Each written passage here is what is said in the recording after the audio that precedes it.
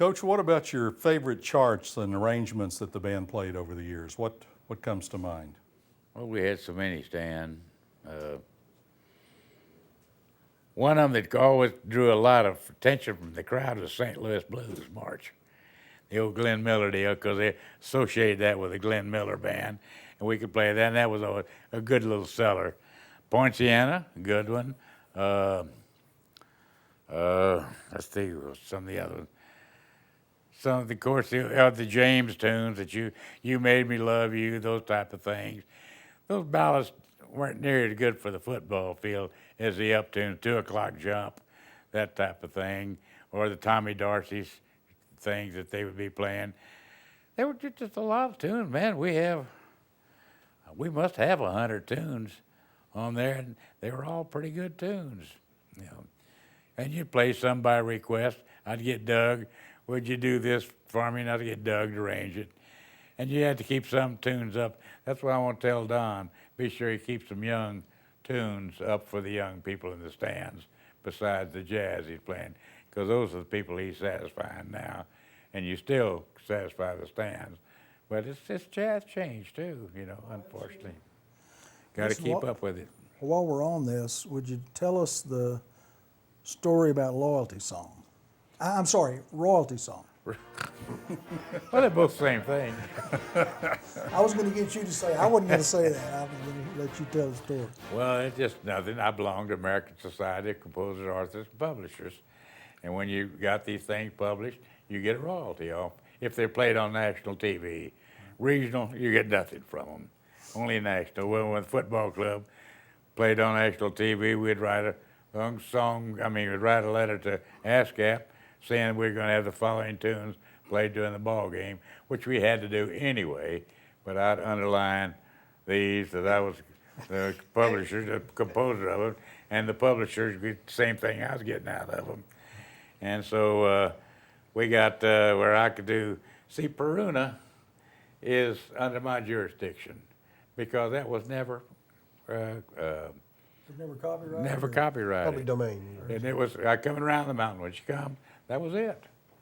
I named it Peruna, and it's mine. Now it's Peruna, and I get it off. Varsity, alma mater varsity, has never been copyrighted at the university. Stuckey wrote the words. I gave him credit for the music, and I took the music on the thing. He's dead, so I get a royalty for that one. Then I wrote Pony Battle Cry, and that's loyal to everything. Then I wrote Loyalty Song for the 50th anniversary of the university, and I get royalty on that. So if we get on national TV, I make $2,000, $500 a tune, which is every composer makes that for all the music they play. Right. If I belong to it, I'm darn sure going to collect it. And, you know, if it's going to be played in public, Absolutely. You're entitled to the thing. Absolutely. So that's why they always say, I was going to be sure, when Bob had the answer, Bob, be sure you play Peruna, Loyalty, and be sure you play those things for me. That's right. You know, I've known you almost 50 years, and I didn't know that. No kidding. I didn't know you wrote those, or they were yours. But that's good. Well, That's good. Sure. Somebody had to have it. Somebody had Somebody got to to. claim the royalties on it, of course, as long as you belong to it. Now that's public. Anybody wants to sue me, tell them to sue me. Oh. You think we might could play it during this tape, you know, those songs? If it goes national. I just talked to him about it a while ago. It's going to be in there. Underground, That's what you meant by a little, you said we have a little music underneath it here? Stan and I were talking about it here. Stan, be sure we're going to have a little underwriting music with this thing. I see. Loyalty song. Coach, we already got it. It's already in there.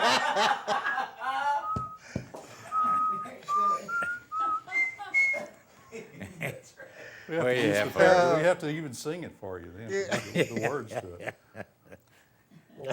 We could sing the actual words, or we could sing No, we don't want to sing the the actual other words. actual words. Now, those words were written by Allman. See, Loyalty Song. Pierce Allman wrote that? Pierce wrote the words to the Yeah, you Loyalty really? Song. Yeah. Golly. That's the only one he wrote on, but he had to have a part of it, so we gave him a part of it. He was master of ceremonies, if you remember correctly. Yes, Yeah, he it was. That thing. Booming voice. If I make the 100th anniversary, maybe I can get some new Some more songs. royalties. And Joe Tom. See, I put Joe Tom in that ASCAP too, and he's written Men of Kyle and part of Patton, not part of Patton, but in other words, he's got 3 songs on ASCAP that he's got playing with the Aggie band, and he has to tell that band leader, be sure we play these tunes now with the Aggie band. So he gets his royalties. They've been on TV, but you know, don't look like they're gonna be on national TV for a while now. That's true. Pigskin Review, the annual fall show produced by the Mustang Band since the 1920s, was a major project every year. Preparations began the week before the show, and all-night rehearsals were commonplace for the band during review week.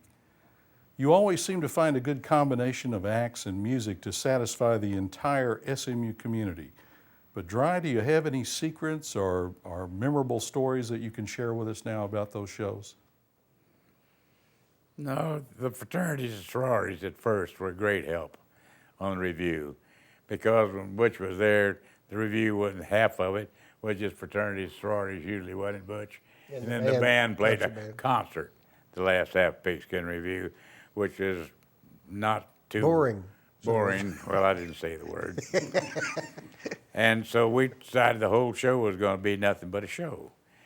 And we used the sororities kind of as a stepping stone and trying to create our own comedy in there and any other acts that we could get. Then I began to get, well, I could get the Happy Jazz Band from San Antonio to come up and be our guest, get the old Tam, Not Lot, and the Dixieland 5 to come in and play as a guest deal. They were all SMU things. And then a lot of time when Kyle Rote was living, they got Kyle Rote to come on the Pigskin Review. Then you just find little things and try to go on the show. Hardest thing to do was get comedy. That was always the hardest thing, to find good comedy. And of course, Jack always could come up with one act. Of course, there are 10 acts, but you know. And his best deal we ever pulled on the review, though, when he walked out in that shirt out there and he got this bag, and he got that old shirt on and it looked like a bum, you know, walking out there with this bag. Hey, Jack, what you got in the bag? Milk. Jack, you can't carry milk in the bag. He said, cows do. And he thought that's the best act he'd ever created. And God bless him. But finding that comedy, remember? And then Rusty would make up some Rusty comedy every made now up and some then. stuff when I was there. And And Etheridge and Miller. Etheridge and Miller, that's right. We all could find somebody in the band. And we got some eggs laid, too. We understand that. 1 or 2. How did you come up with themes and music, you know, for the reviews each year? Did y'all? No, I guess it's just sporadic, Bob. At the time, I guess. Well, one year we had Bob Moxley, you know, did the American flag and stuff of that nature. And I guess it was Korean War or something, or what it was. Use that. Then you'd have some events that you could use in the thing, or the big band themes you could use. I don't know, I guess it's sporadic. I really don't know how we came up with them each time. I didn't think about them until at the time to start planning. I know what I always enjoyed with the comedy was that the guys really tried to pan the team that we were playing that weekend for homecoming. We tried to get things against Caswell, too, Exactly. you know, remember? As well as the university administration. Right. Well, I mean, Caswell was our boss, and we were having fun doing it, you know, and he understood it, the deal. But, you know, you had some good comedy when you had the review. You had some good comedy when you and Louis were handling. Well, I can still hear you out there watching Comedy X when I was in school. Out! Next! Those were the only 2 words that ever came out. Or, well, if you work on that one a little bit, you know, but I'll never forget the out part. Well, that was it. And Jack, of course, had a huge job writing all that music. Oh, yeah. Oh, that's, well, of course, he had all year to do the band stuff we're going to play, to think about it, you know. And of course, the one we did on dee da dee da dee da dee da da dee da dee, My Buddy, My Buddy. that year, that was a real good This is hit. the Army, Mr. Jones? That was that war year, and we Yeah.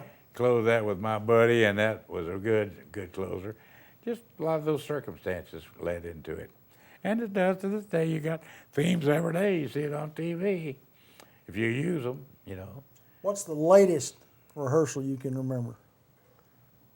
Was it all night, or did they ever go that long when you were No, about 2 o'clock. 2 o'clock? About, I remember going well after midnight, but couldn't remember how late about it 2 was. o'clock one time. I think we run some problems, and we had to hang it in there a little bit.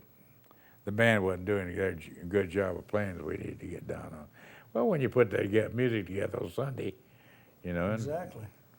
And we Thursday. usually did a reading on that day over in Humphrey Lee, didn't we? That's right. We always did the Sunday rehearsal in Humphrey Well, Lee. Bob always had a conflict in McFarland Auditorium on those days. We couldn't get McFarland until Wednesday night.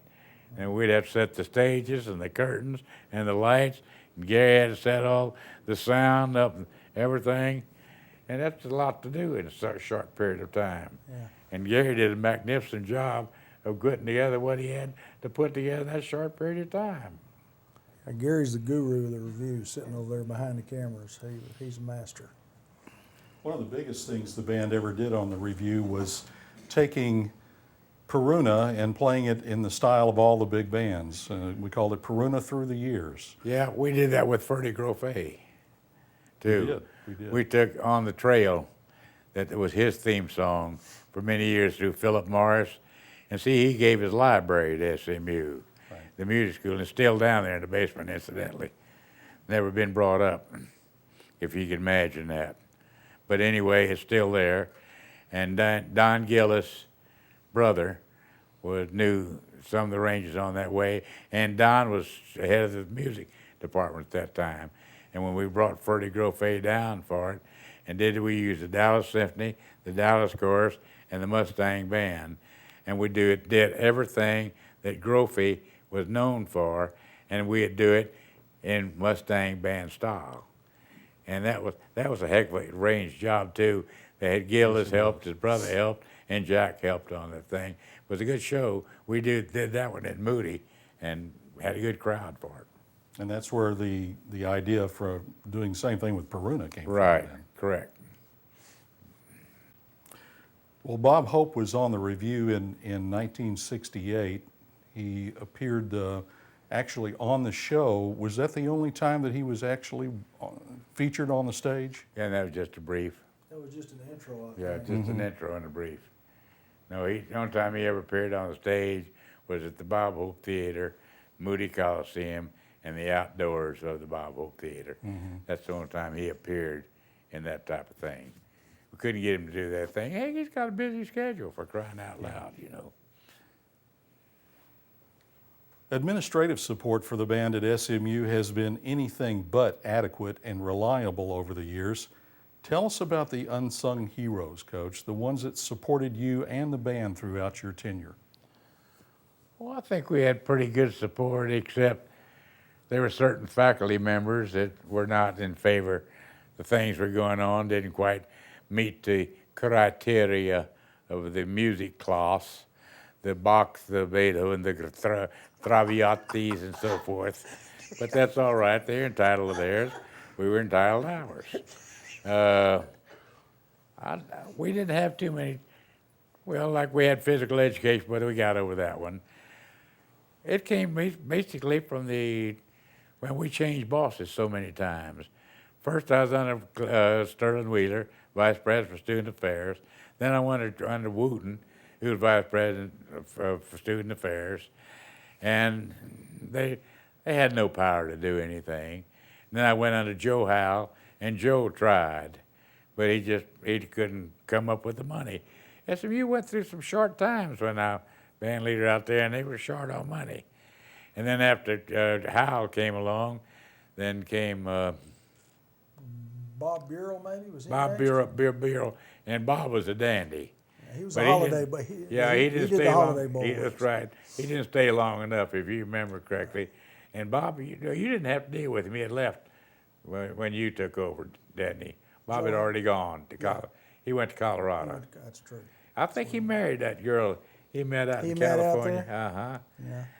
And then after that came Jim Castle, and Jim didn't have that much power, and he had other things on his mind. The band wasn't one of them, and he was always thought we were hazing, and we weren't hazing. We defeated practically every case we ever had. The time we were accused of anything was scratching the statue over in front of the Meadows School business, and we paid $2,000 for that because we didn't want to argue the case. We didn't do it, but the freshman accidentally was over there with a sheet on and had to take the blame because that's the only thing they could lay it to, and so they did. But outside of that, Jim was constantly wanting to get us for hazing, and Randy West and some of the other people would get through that student council and whip them. You know, sorry, you're wrong. And they'd have to agree they made a mistake on the thing. And we never did haze any of our freshmen, period. Mental hazing, yes. If you call learning mental hazing, yes, we did. And if you call bird dog hazing, yes, we bird dog, but that was not hazing either. Outside of that, we never touched a freshman. We never interfered with him whatsoever. And, you know, of course we put him through a little bit of anxieties, It was challenging. but they were challenging. But that was the basic things we had. I don't think we had too many difference. Oh, we got crossways with the old guy that gave the chemistry building there at SMU that played the Michigan band. And he came to me after one pigskin review, and he pointed the finger at me. He says, "You're spending all the money at the pigskin review individually." And I says, "Why don't you mind your own business and go back over to chemistry hall? If you got anything to say, file a charge on it." But you know, he was trying to be smart and try to get me for something. Like this Claude Jackson, who was head in the theology there for a while, caught me in the athletic department one day when Dave Smith was coach. I was walking out of Davis' office, and I tried to clean this one up. He caught me and said, "When are you going to get the first," bad word there, "girl in the band?" But he used a bad word for the girl. And I turned to him and said, "Dr. Jackson, if you'll take care of the Lord's business as well as you're trying to take care of mine, I'm sure you appreciate it." He turned on his heels and left me cold turkey. But you know, you have these differences. You're going to have differences of people. Good people, Jeske, Essler, all those guys, very loyal supporters, and practically all the academic people's supporters. A lot of this stuff came from the newcomers, you know, that came on the campus and didn't understand, which you can. But we made it. Bob made it. We're still here. But they just didn't give us any support, that's all. Well, Willis Tate was always in our corner. Oh, by far. And so was the guy that left and went to Duke. Don Shields? No, No. Zumberg? Is that who you're thinking about? No, the guy before Zumberg. Okay. Real nice guy.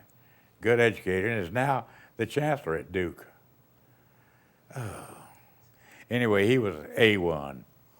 But they didn't keep him long enough because he had too many opinions. And his opinions were good opinions. But You know, a couple of men who I knew that you knew well, but have never really heard, you know, your memories about them were Hayden Fry Hayden? and Doc Hayes. Oh, Because they're I know both. you and Doc Oh, were they're real close. good friends. Funniest thing happened between Hayden and Doc, though. I was sitting in Doc's office one day, and Hayden came by, and he's going, "Doc, said, where you going, Hayden?" I said, "I'm studying these films. You know where I'm going." He said, "Doc, don't you ever look at your films?" Doc says, "I saw that mistake the first time, and I don't want to see it again."